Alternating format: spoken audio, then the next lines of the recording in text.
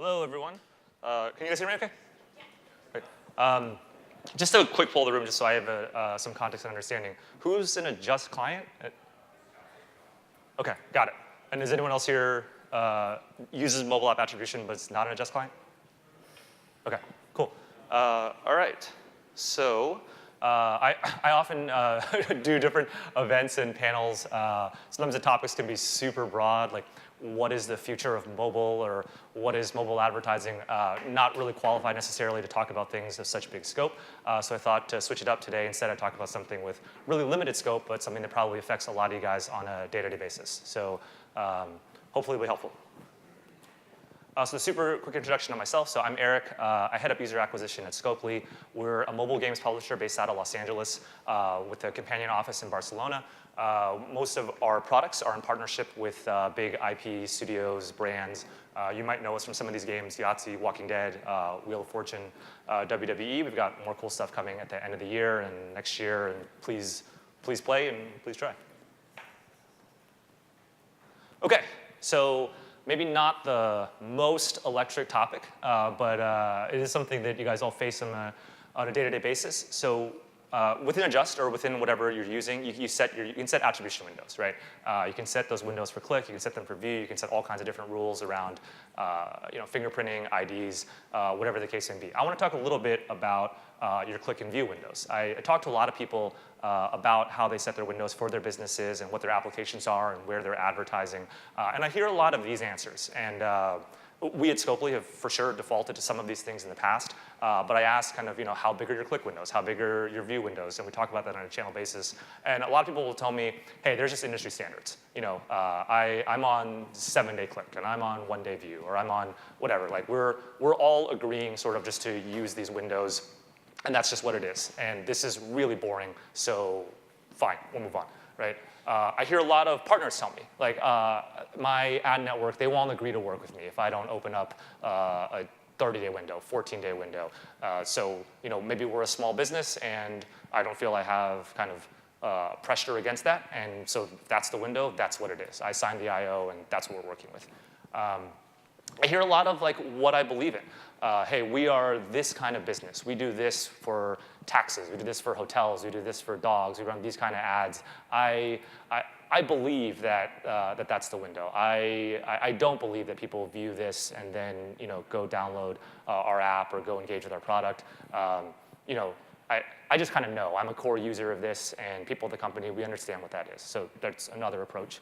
And then the one that I hear actually a lot, which is, and sometimes even pridefully, like we are extremely strict. Like our attribution windows are super tight. Like yours are I don't know what yours are, but yours are too long. Ours are really strict. We're not getting robbed. Like our advertising, it's having its impact. Like we've done a lot of analysis, and we say, hey, look at the longer tail of users on longer attribution windows, and what it makes sense to be is it makes sense to be super strict. So okay, that's another way to go about it. And I think in different ways, all of these don't necessarily really achieve your goals as a marketer, as a performance marketer, because these don't speak to what you're really trying to do, right? What you're really trying to do is a couple things. So first is maybe the more terrifying thing and the more on the surface thing, which is you're not here to cannibalize your organics, or you're not here to essentially pay for something that you feel didn't drive an impact, right? No one wants to pay for nothing, and a lot of what appeared on the previous slide is because it stems from that fear, right? The absolute worst thing is to tell your business, your boss, or even if it's your own capital, your own personal money, that you've paid for nothing, and you've attributed a bunch of things to something that didn't do anything. But the second thing, which is what Adjust is here to help you guys do, but also what you do as performance marketers, is you want to assign the right values to the right channels. You want to understand the impact that this is, your investments are having, and you want to understand that across a lot of different settings and choices you can make, whether that's time windows, whether it's attribution types. You have a lot of choices to make in here, and a lot of times they're non-trivial. They can have pretty meaningful impacts on how you'll read the performance of what you're doing. So there is a kind of more academically clean way to do it. And I think you may hear some of this later today. I'm super excited to hear the panel about incrementality. And so there are some approaches where you can say, hey, let's deconstruct it all to the ground. Let's turn off all the marketing, or let's turn off all Facebook first, or let's turn off all this, or let's stop all our traditional marketing. And that is academically better and maybe truer, and you may be able to get a better read from the relative choices you're making and the impact of different investments if you're able to do that. But I think the tough thing is not everyone's in a position to be able to do that. You may have a business that where you're not able to turn off all marketing tomorrow, or business goals, growth goals. That might not be feasible for everybody in here. If it is, I think that's a really cool thing you can go down. I think you'll probably hear a little bit more about stuff like that this afternoon. But you might not be able to. So how should you think about it? OK, so one thing I wanted to point out is real channels. If the channel is real, the behavior is more consistent than you would think. And that kind of makes sense, right? If somebody actually saw your video on Instagram and watched it through to the end, that user is probably going to have a different early behavior than somebody who misclicked a banner in a different app and then still decided to download your app. This is a chart of there are no numbers on the axes, and I'll also cop to having faked even the data points that are on here, which is unnecessary because there were no numbers on the labels. But it does represent what we saw quite a bit, which is we decided to go take a look at a bunch of different early metrics of ours. What you see on here is kind of our day one retention of our users. On the x-axis is our customer conversion rate, but you could try it on all kinds of different things. People who completed your tutorial, people who registered for a dating profile. You can try all kinds of things that are relatively early in the experience and are sort of representative of what kind of traffic and what kind of advertising experience brought the person to the app. We did this across a lot of our different channels, and in this case, this clustering is meant to represent the blue are installs that we attributed on a view basis. The orange are installs that we attributed on a click basis, and the gray over there are installs that were organic. And those are all kind of evened out across geo, across platform. And although I did fake this data, a lot of our graphs did look like this, where it was really interesting when we stopped using averages and we started looking at what the data points look like. You saw a few interesting things. One was that for some channels, the behavior was really consistent, and you could see that the attribution types sort of did mean something different, and we were talking about a different set of users or different experience based on the profile of their early engagement within our application. The second thing was you could see other channels where our attribution settings were obviously pretty wrong. Either it wasn't the advertising we thought we were buying, or we didn't have the right settings as we thought about it, because these clusters of data points didn't look like this at all. They were either all mushed together, or no separation, or a lot of colored dots in the section of our organics. And this proved to be a really valuable way for us to do it, rather than just to look at averages across all of these channels. It taught us a lot about what was the view experience like, what was the click experience like, and what is an organic user behaving like. And so it wasn't this clean for every channel we did, but it was surprising how many were instructive for us. In our case, and I think it'll be different for different people and depending on what kind of ads you run, but for us, there were a lot of we were too conservative with our view attribution. People were really watching these videos, or enough people were really watching these videos. They were coming in at a consistently higher quality profile, and we were being far too generous, I think, with our click windows, where maybe not in this example, but we saw lots of orange dots where the gray dots are. And so that led us to a process where we started adjusting our settings for each channel and for each type of media we were buying. And we think that without having to tear the entire thing down to zero marketing, that we're at a smarter, more accurate view of what performance our advertising is really having. So there's all kinds of stuff that you can go way deeper within the callback data you're getting from Adjust. You can go into the attribution method, the identifiers being used, whether it's based on IDs or fingerprints, the time windows, which is one thing I've chosen to focus on a little bit here. You can slice that by your channel and platform and region. It's relatively easy to do. I think as long as you have the data there, you can go through this information and versus some of the maybe more powerful, but certainly longer to implement incrementality testing, this is a way that maybe you can use just your settings to come to a different view of how you want to attribute. OK, so I did want to talk a little bit about what will happen if you do this. If you do this, if you reach out to your partners to describe, hey, we did this, and we're changing your window to this, we're changing your window to this, you'll get a lot of pushback, and you'll get a lot of what I think is fake pushback. It doesn't really matter that you're losing installs because your attribution window is too short, or gaining installs because your attribution is too long. Like, your windows should represent what you actually think are driving conversions. And you can change the price for what you're paying to reflect that. I really do think that's a bogus argument, and it's something that I hear quite a bit from my good friends on the other side of the ecosystem. But I think it is valuable to let your partners know. If you're going to change a setting, the implied campaign performance could really change based on that. And it's valuable to all be on the same page and say, OK, you're getting a lot tighter with this kind of attribution. Maybe you do need to raise prices on a per install, per conversion, whatever it is you're buying on basis in order to reflect what you've changed about the definition. So I think it's valuable to be transparent. I think the initial resistance you see from your partners will pretty quickly fade as long as you're upfront about saying, hey, this is a pricing discussion for you and not an attribution one. And really, none of us should be trying to reduce our pricing by increasing attribution. You don't want to make your measurement worse to make the other metrics better. So anyway, so it is going to lead to a lot of, if you did this across every channel, it would lead to a lot of bid changes. So, or you could look at the data and see that you were on the nose exactly how you wanted to be, in which case, I guess your bids won't change.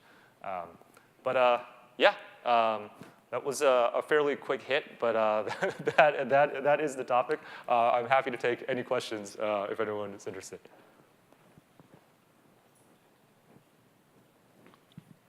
Can you go back to your diagram that doesn't have like the exact data, but it's an illustration? Someone, can I go backwards?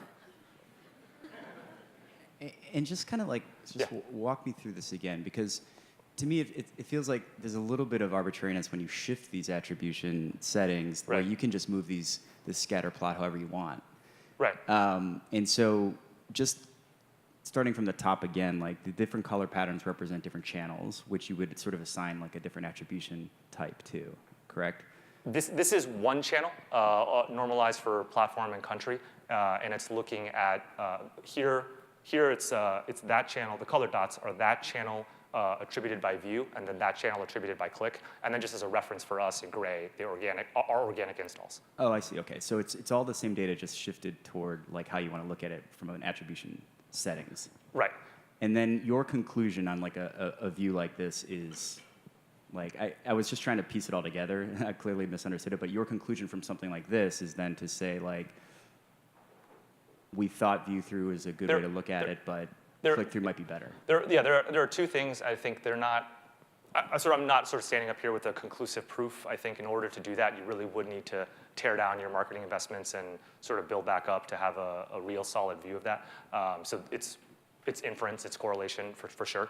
I think that the two things we're looking for is, okay, these things that are supposed to be distinct channels, which have a targeting profile, which have a certain set of users we think that we're trying to acquire. So how much does that just look like all our other installs or organic installs? So so one topic was how real sort of is the attribution we're doing. So a first base thing we're looking at is, okay, is there some separation of the paid marketing as attributed versus everything else? And so a lot of channels that you would expect to be very clean in that regard. Facebook, for example, you could see all kinds of very clean separations across that. So the worry about, hey, is my attribution window causing meaningful cannibalization of organics, or have I bought something fake here? So that was one thing we looked at a lot from this kind of view. And then the second thing we did was, the reason we wanted to break out by different attribution types, I'll limit it to this example for now. So view versus click.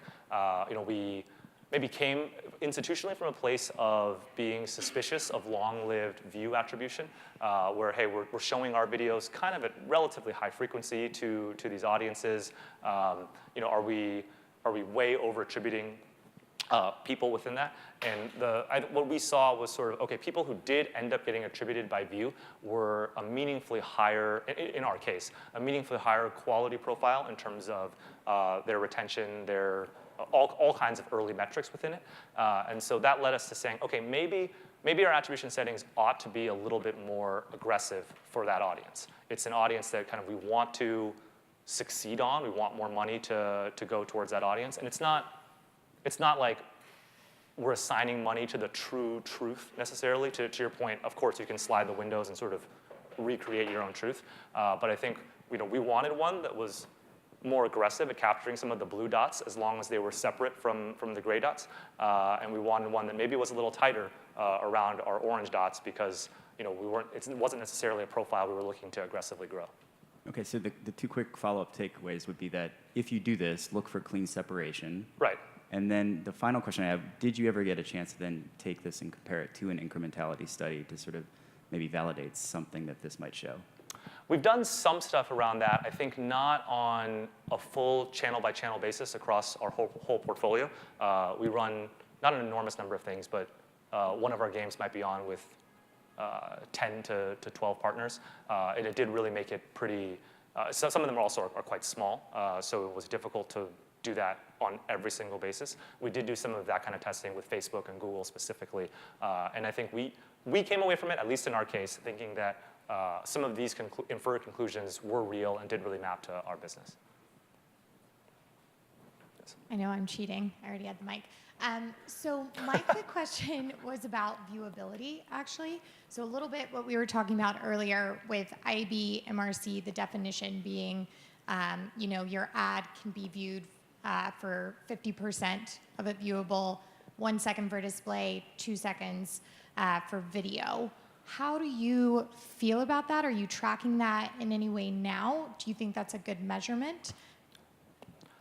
We sort of think about that a little bit in reverse. So rather than say, hey, for our content, you really need to have seen 3 seconds or 8 seconds or 10 seconds, as well as the uncertainty of whether the partner really was able to accurately measure that time. Instead, what we can do is set the setting, right? And so we believe on some of our games, we believe that, hey, if someone really had a chance to see 20, 30 seconds of this video, they're going to understand more what this game is about. They're going to understand what product they're getting into. They're not going to drop off super early in our funnel. That's just a hypothesis, but at least in a lot of cases for us, it proved to be true. It proved to look like this, which is the people we were very conservative about our view settings. They needed to be, they were on things like Facebook with a relatively high viewability. Our window was very small, and with that, we saw, okay, looks like those people maybe have seen the whole video. They understand what the game is, and they're not dropping off super fast. What is the y-axis speed? What are you describing there? Oh, it's basically just really both axes are just two relatively early metrics for us.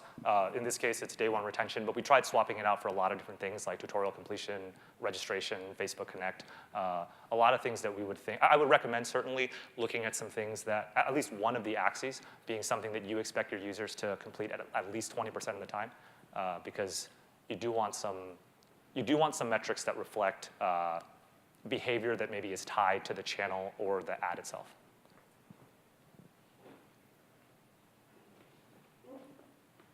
Other questions? All right. Thank you.